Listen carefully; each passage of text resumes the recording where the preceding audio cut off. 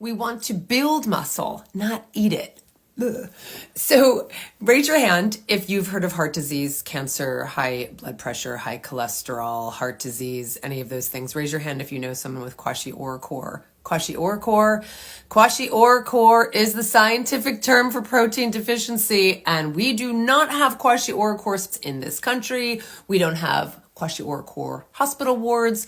We are so obsessed with protein deficiency, and we're convinced that plants don't have enough protein and that vegans aren't getting enough protein, that you'd think we'd have kwashiorkor wards all over the country. We don't. We do not have diseases of deficiency.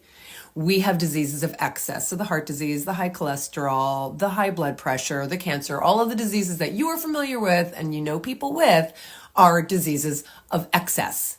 So it's true that the people who have kwashiorkor are not getting enough protein, but they're not getting enough protein because they're not getting enough food. They are victims of impoverished countries where they have limited access to food. That is not our problem. We took care of diseases of deficiency. What we have are diseases of excess. Do you know anybody with scurvy? Anybody dying from rickets in your town? What about beriberi? That's not our problem. What we get is too much animal protein, and that's wreaking havoc. You can look at investigations like the China study to see the correlation between the consumption of animal products, especially animal protein, and cancers and heart disease, etc. So what we want to do is build muscle without eating it, and we can do that through plant proteins. So like all proteins, plant proteins are made up of amino acids, which are considered the building blocks of protein. There are 20 amino acids, 11 of which our bodies make are non-essential, 9 of which we need to get from food. And all plants have all of the amino acids. Some just have higher amounts than others. So the notion of complementing your protein came about